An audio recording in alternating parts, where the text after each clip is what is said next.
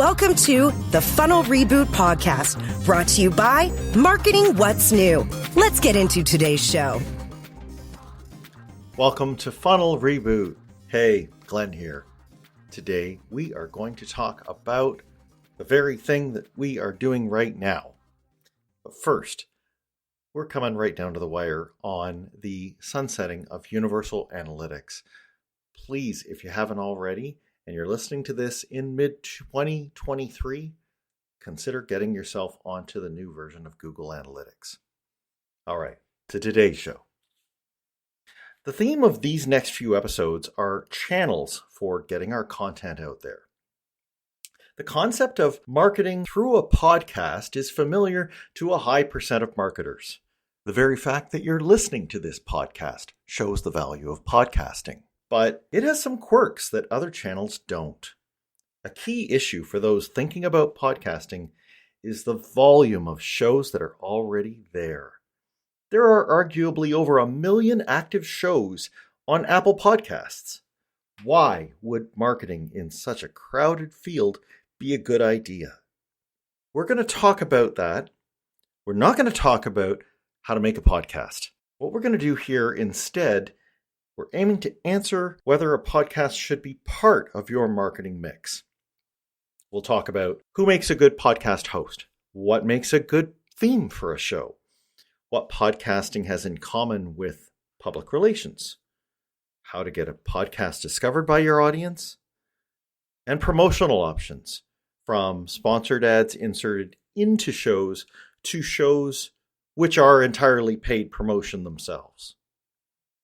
I brought someone on who sees podcasts from multiple perspectives, from the standpoint of a marketer and as a podcast host herself.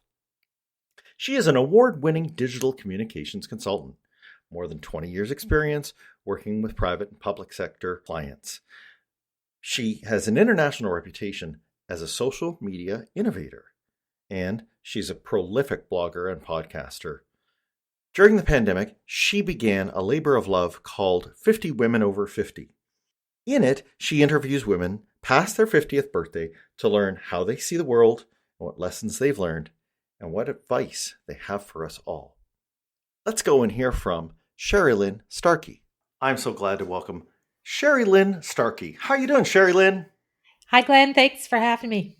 Oh, pleasure's all mine. We are going to do something a little meta here. We're going to have a podcast about podcasting. And could you maybe just start by giving the briefest of senses of how you are involved with podcasting? So I'm in love with podcasting. I'm in a long-term relationship with them. I first discovered podcasts in 2005. And I was fascinated with the whole concept of podcasting from the very first minute. And I started podcasting, just to try it out and experiment it on my own. I was very much into blogging at the time, and I saw it as kind of an extension of my blog. And then I was able to take what I learned from that into working with clients. So I've been helping clients with podcasts since... Well, I think they started getting serious about 2010 or so. So yeah, I know a lot about podcasting, and I love them. That's right. So, and here we are in 2023, and it's going strong. Some may argue it's even had a renaissance. And before that, you mentioned clients. You had a history before podcasting. Just take a moment and tell the listeners what sub aspect of marketing and communications you've been in. Okay, so most of my career has been on agency side from PR, but I've focused on digital public relations and marketing since about 2005, almost exclusively. And I've led and run and owned agencies in 4 national capitals around the world. And currently I'm working as an independent consultant out of the beautiful town of Manotick, Ontario. Right, close to Ottawa, Ontario, where I am. Let's just talk for a second about what a person who is, it's the early 2000s. A person in public relations is catching on to this podcasting thing, and clearly it got your attention. What was it about podcasting that appeals to a PR person? Okay, so well, the way that I discovered it was just serendipity, really, because I was experimenting with RSS feeds, Okay. right? And Yep. there I was using like kind of smarter RSS. What do you call them? Oh, those feed aggregators? Thank you, aggregators. And some podcasts got pulled into that, and I was like, "What is this? How come they're Right. talking?" And right? And I've always been a fan of talk radio, so I was like, this is fantastic. And I immediately saw how clients could access this kind of technology, the time, very low cost, and, you know, early adopter advantages and stuff like that. But I think the real reason why me personally, why it happened to me, is because uh, trailing spouse syndrome. I found myself living on a very small island in the middle of the Irish Sea, and I felt very, very isolated because Okay. it wasn't, I had worked in London, I'd worked in Washington, D.C., and in Ottawa, and here I was on this little tiny island. And so I was really searching for ways to connect with other Right. people like me. Right. And it kind of all fell out of that. Wow. Amazing. And yeah, so interesting. You talked about blogging as well, and we will not be dealing with the technicalities of podcasting here, but for those that are curious, and notably younger than you and I, um, blogging and podcasting both share RSS. And the way I've heard it described is podcasting. So, RSS, one of the S's is syndication.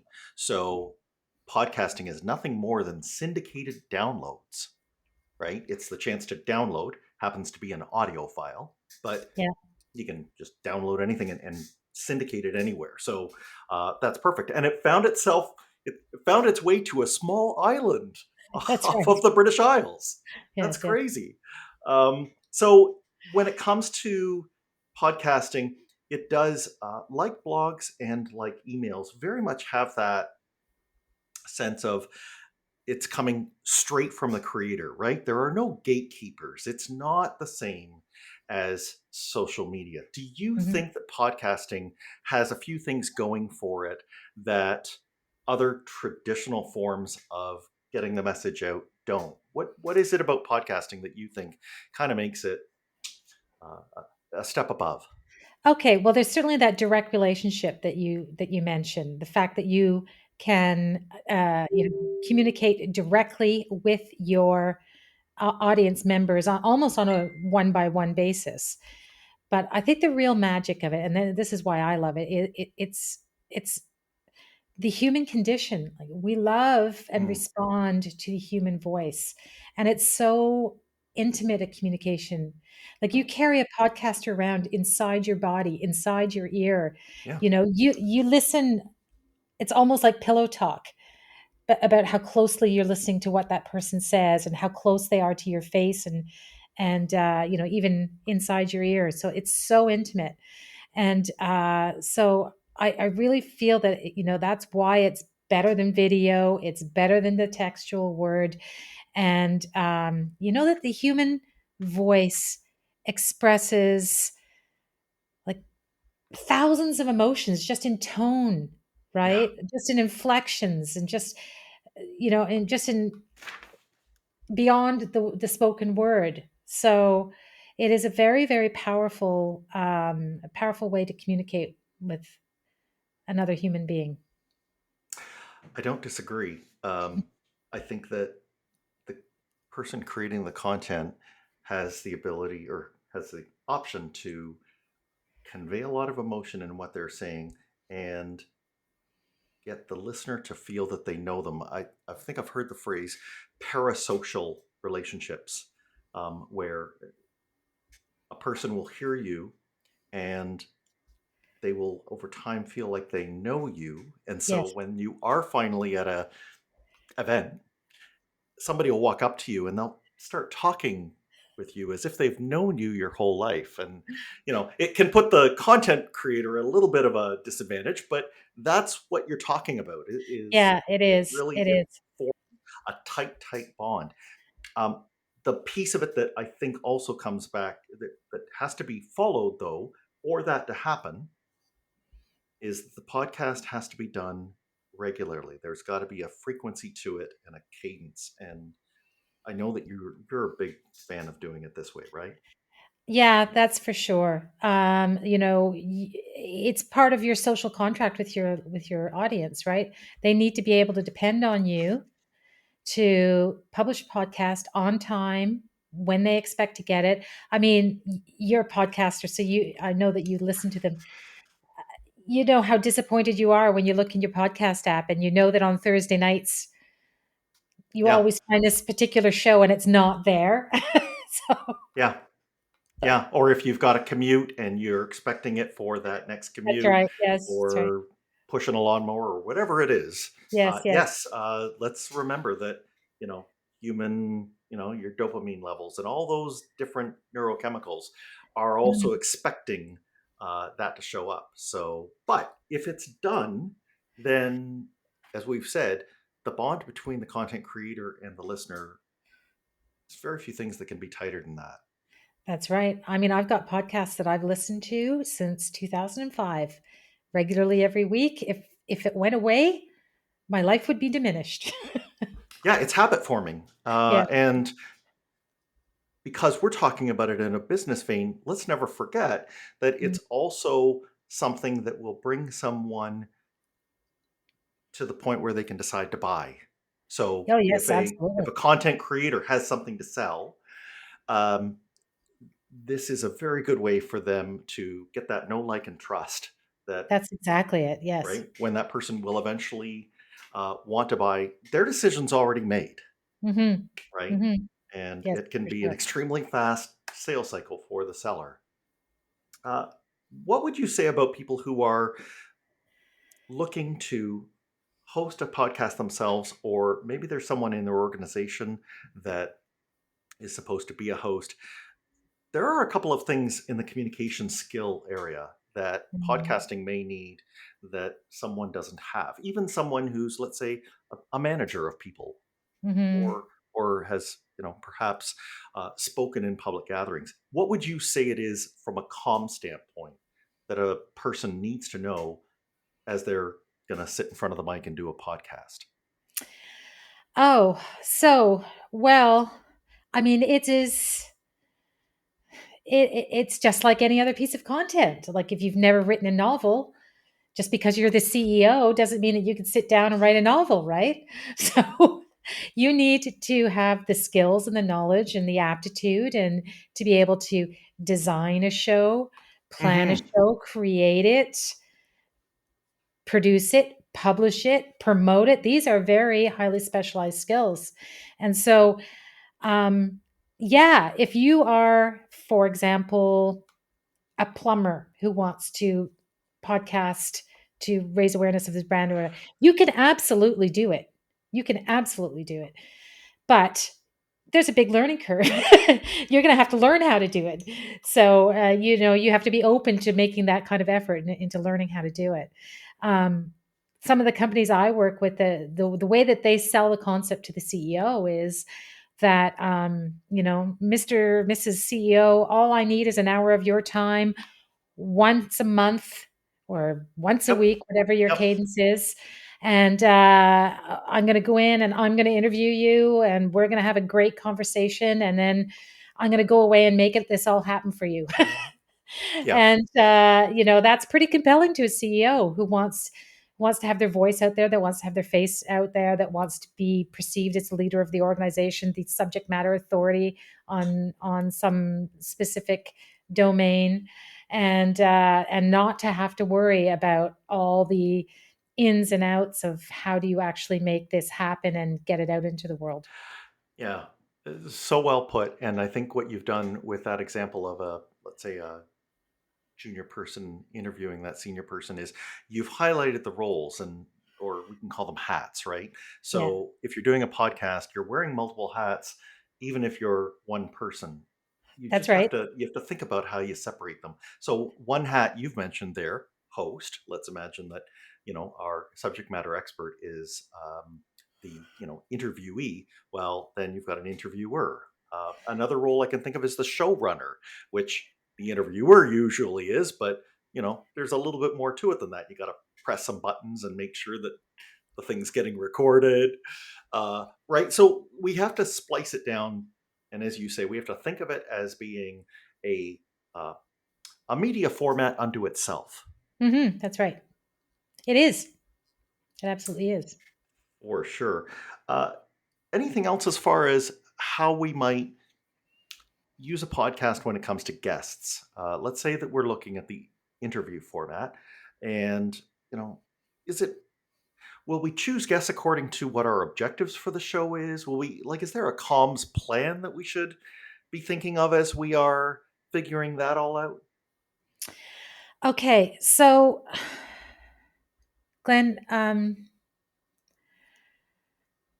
podcast, if you build it, they will not come.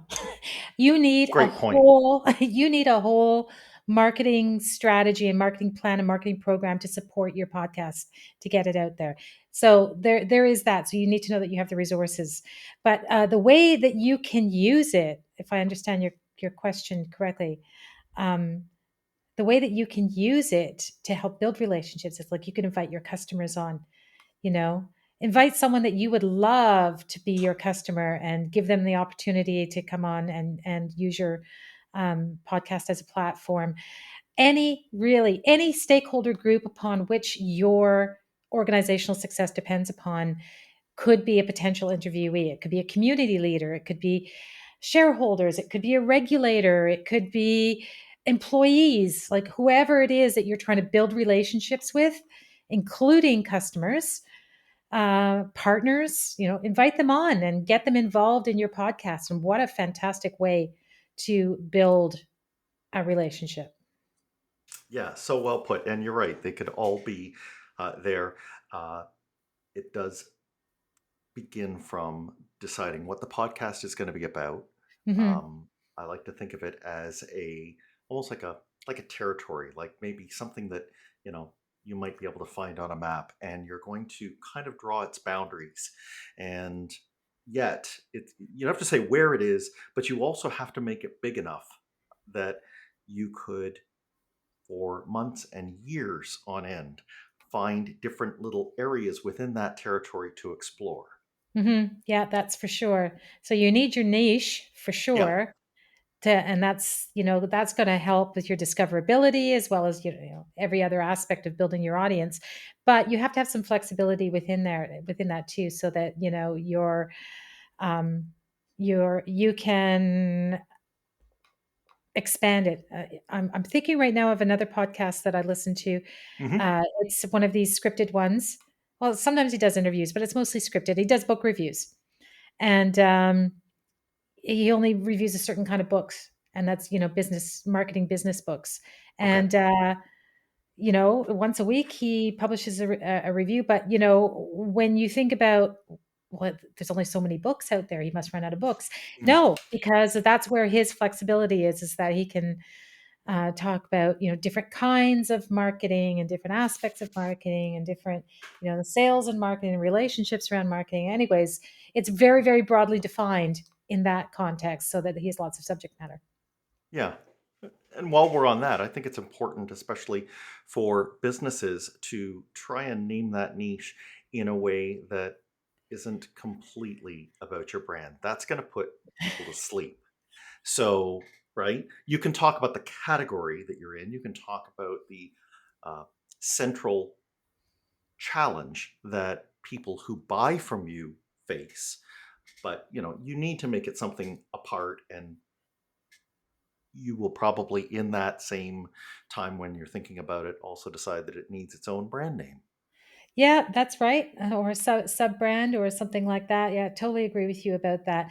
So I feel like of all the digital content formats, podcasting is probably the least conducive to buy my stuff, right? Nobody's going to tune in week after week to hear you say, buy my stuff, buy my stuff, buy my stuff.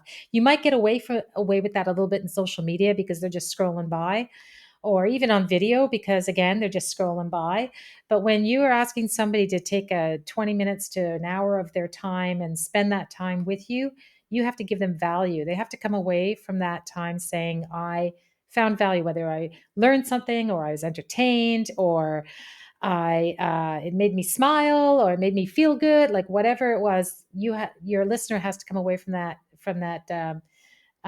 episode with some value. Completely right. And if I can match that superlative that you had, saying it is the least conducive, I think we got to look at what category of product or service people are buying. And I would say that it is most conducive in those areas where a lot of consideration has to go into buying it. Yes. So don't make a podcast about buying a pack of gum. But if you have something that's high ticket, high consideration, podcasting is the best way to talk about your authority in that space so that they can get through their whole awareness and felt need and consideration process while they're listening to you. Yeah, yeah, I agree. But there is an exception to every rule because you've just reminded me of a podcast I listen to every once in a while. It's called 2 Minutes of Zen. It's put out Okay. by, do you know it? It's put Nope. out by a toothpaste brand. And basically, you're supposed to listen to it while you brush your teeth. And that's the 2 minutes that you're supposed to take to brush your teeth. And it's all, kind of Zen dialogue. They tell you a story that will start your day off on the right foot. So The exception that proves the rule. exactly. Uh, I want to talk more about the kind of capital M marketing and wider Mm. uses of podcasting, but we're going to take a quick break before we do that. We'll be right back. I'm taking a moment talking about how you're managing in the world of GA4. To me, the new Google Analytics is more than just an interface. Its capabilities open up our entire funnel for analytical insights and for activating our marketing data. Now, most of you have installed GA4. That's great.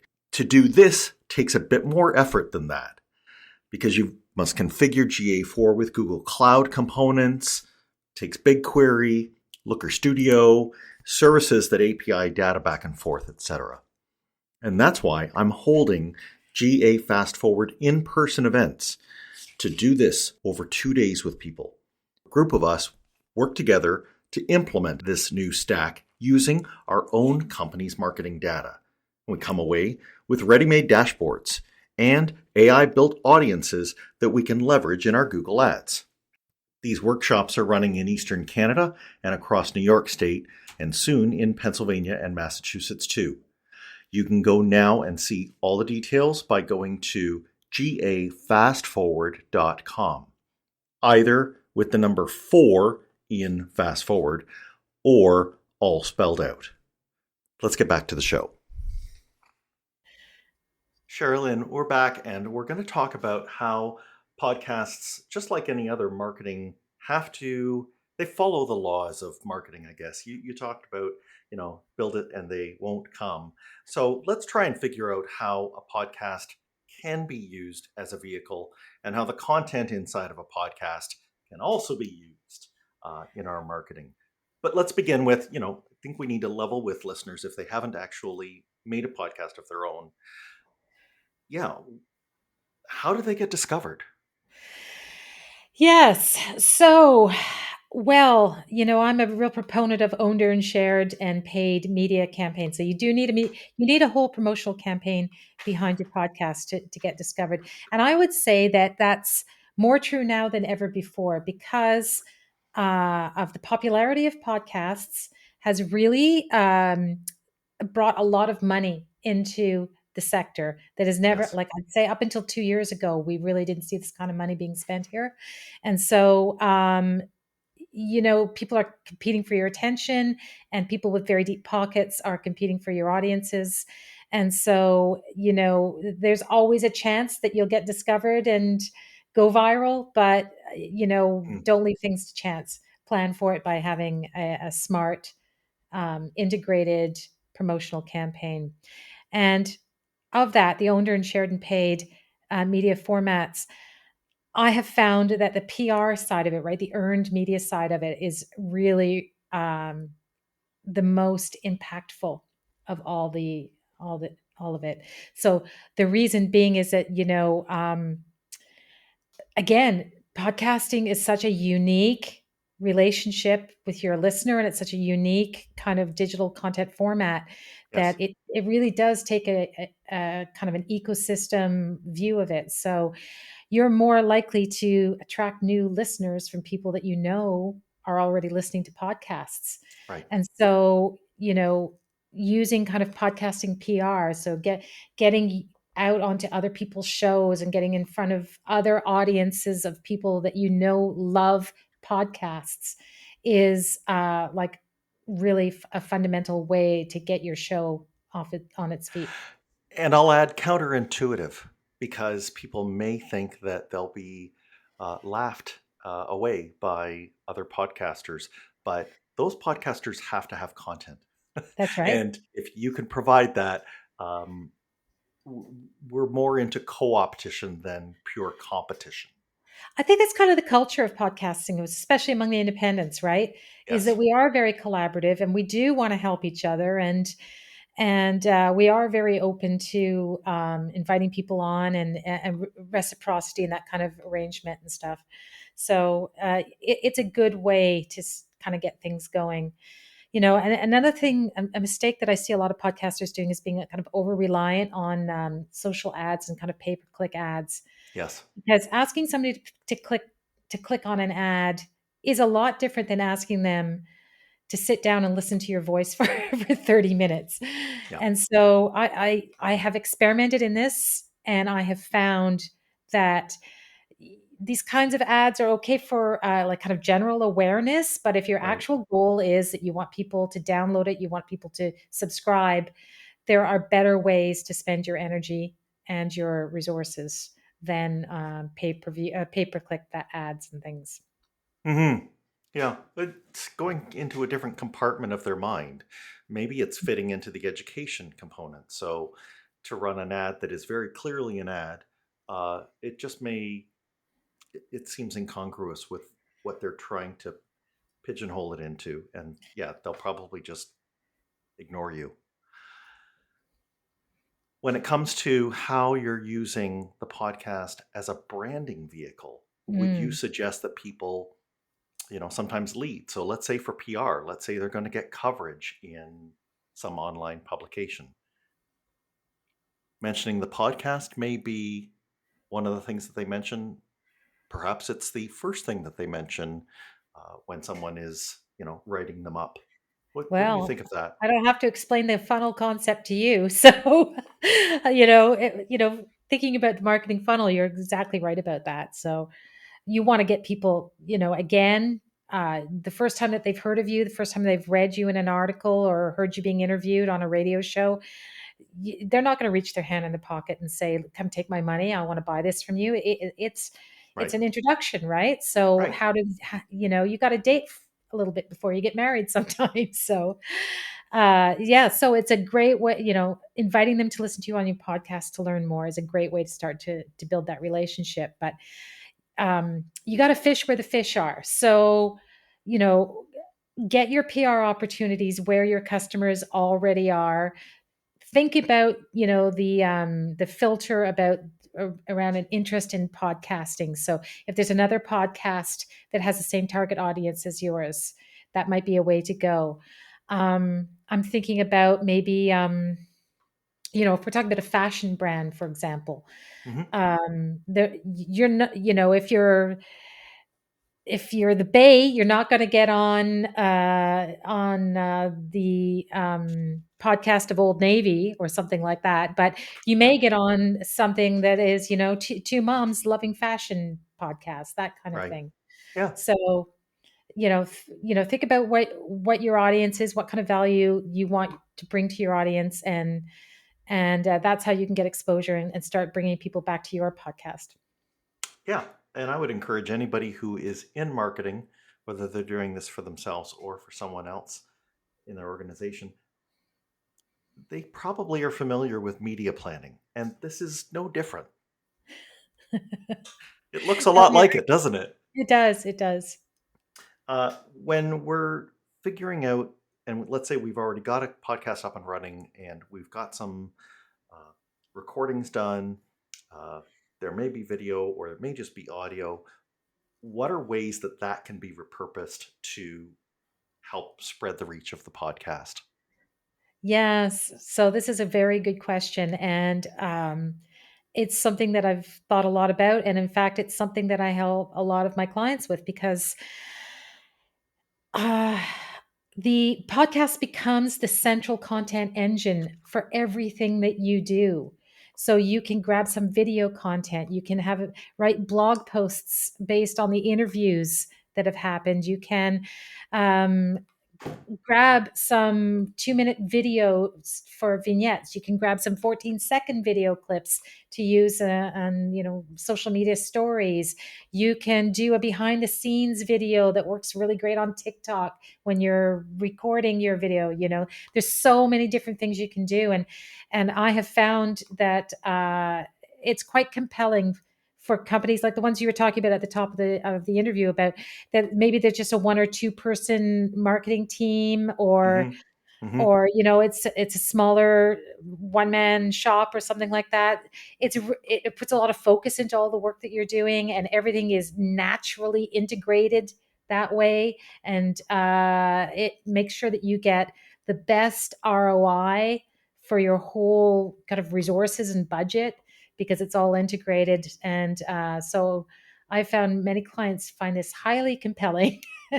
Yeah. Uh, Amen. I think if I could bust one myth about it, and it was one that I fell into.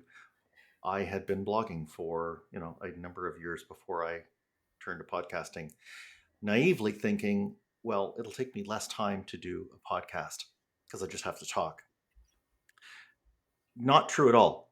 However, what you have just said goes in spades. I'm using just as much effort as before. My, day's journal shows just as much time Yes. plugged into it.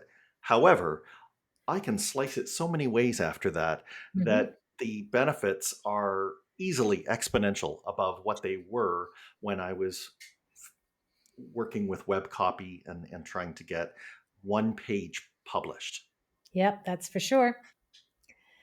It has many lives, It has many lives. That's right. And it goes across many, many channels. for sure. If we think about what a podcast is actually going to deliver, so we probably have to tell our bosses at some point what we get for doing this. We might talk in a minute about metrics, but what I want to talk about right now is what are the actions that I can reasonably ask my listeners to do that would move the needle and would get me the kind of things that I got into podcasting for, at the start. What is it? What am I really able to get away with asking of my listeners? So again, that depends on what the objective of your podcast is. But I mean, there is no end to the number of calls to action that you can use, and you can change them up all the time. So subscribe to our newsletter, call me for a free one-on-one consultation, Right. um, visit our website. Any kind of call to action that you would use in any kind of marketing communications, you can actually use for your podcast as well. And you can actually say, buy my stuff at the very end. Yeah. The whole merch trend that's going on in podcasting right now, it's Right. something that we're hearing more and more from podcasts is, please buy my stuff. So Yeah, it's I, valid. I I gotta laugh, but people are. Let's not laugh about it because people are. Why are they doing that? Why would they, let's say, send away for stickers or even get a mug or a shirt that has a podcast? And by the way, I've done that. Guilty. Okay.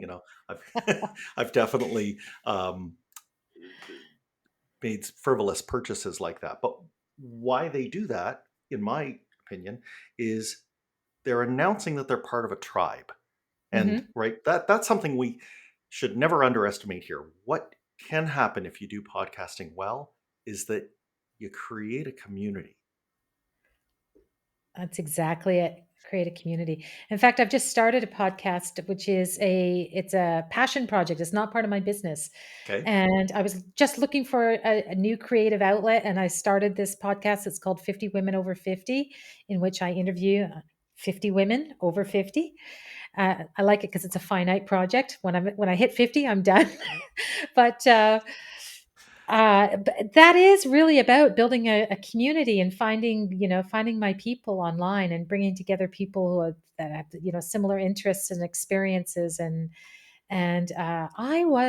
mean, even though I've been podcasting for all this time, and I was still surprised at how quickly this took off and how a community coalesced around it so quickly. And I mean, I've got hundreds of people coming forward saying, "Me can you interview me next, please? I want to be interviewed." And it really is a case study in how you can use a podcast to coalesce a community around a particular issue or moment in time. Yeah. And you mentioned earlier about how, something in the last 2, 3 years, and oh, I don't know if there's something that globally happened that could maybe be a part of that 2 to 3 year phenomenon. But all kidding aside, we have in making more of our lives remote, um, there's wiring that's age old inside of us that wants to connect and wants to Yes, be part of a group.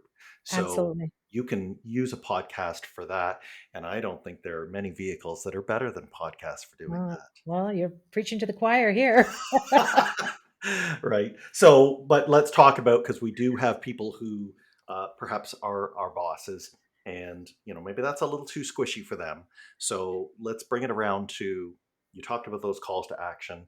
Yeah. Are there numbers, for people who've never used a podcast hosting service and actually Yes. seen the dashboards?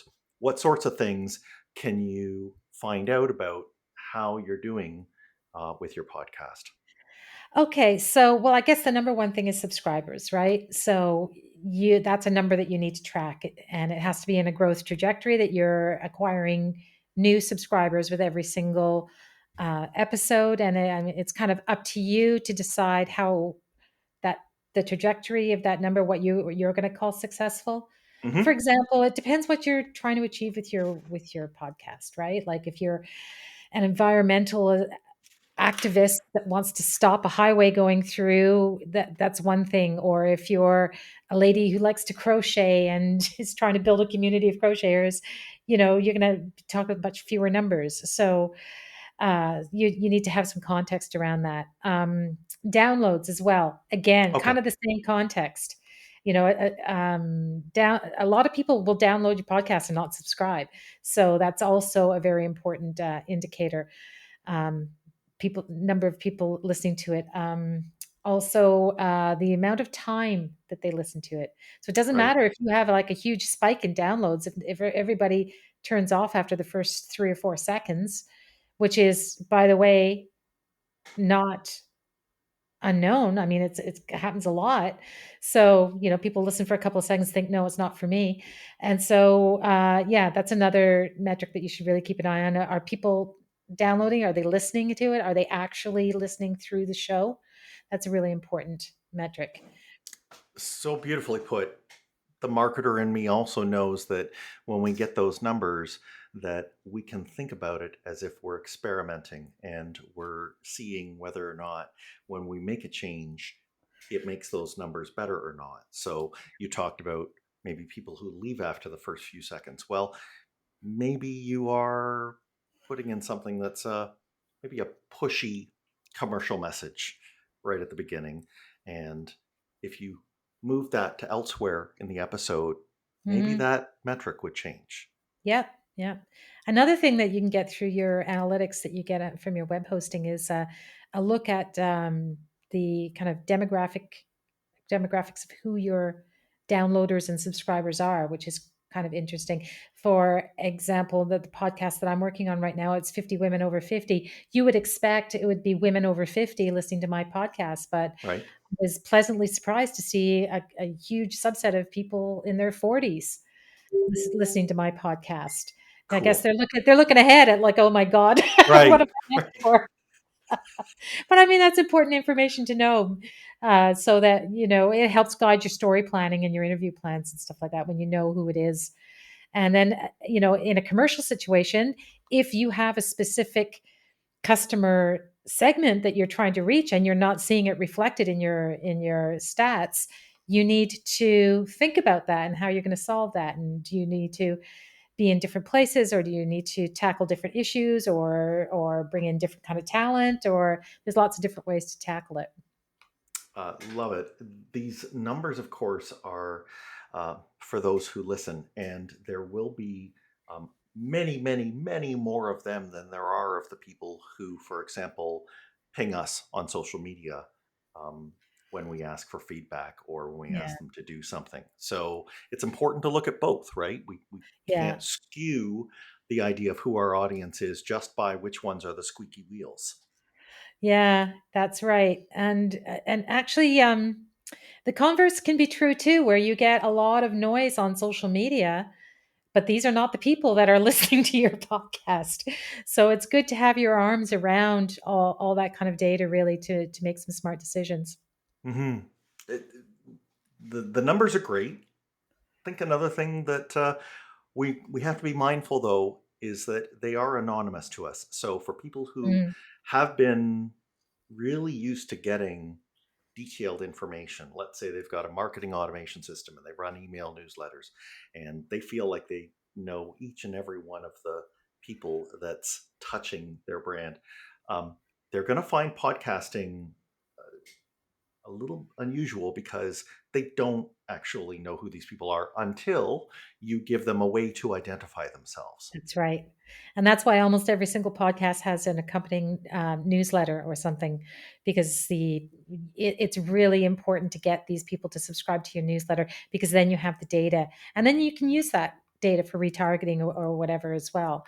You know, in Yeah, a way there's that in the way that you it, can't use podcast subscribers. right. Or if your podcast were to get to the size where you actually are interested in selling it as inventory and running ads or sponsored reads on it, Mhm, that data that you got through email subscriptions all of a sudden is extremely important to mhm. whoever wants to target your audience. Yeah, for sure, for sure.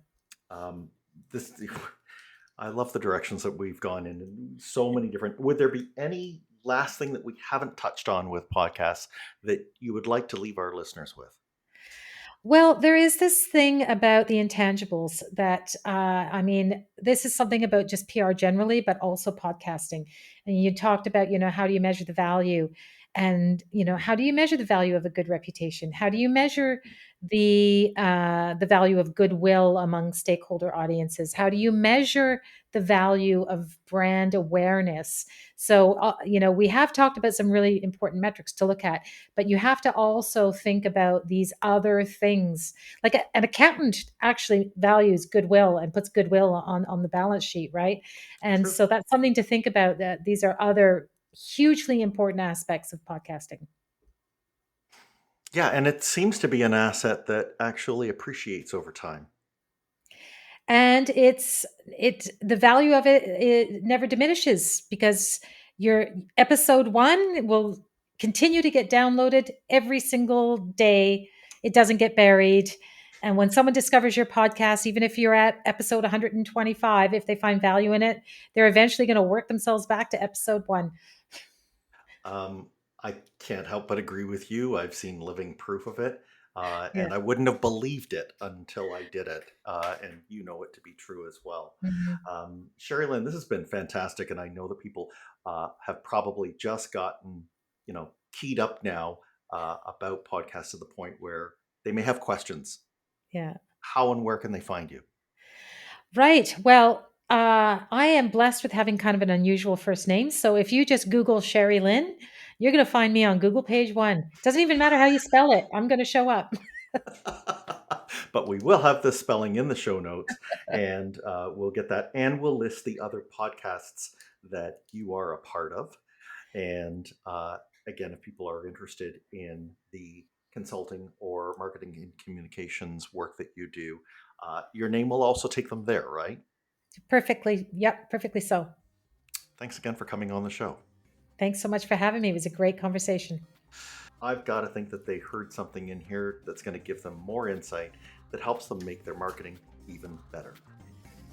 Thanks for listening. Follow the show on Twitter @Funnel Reboot.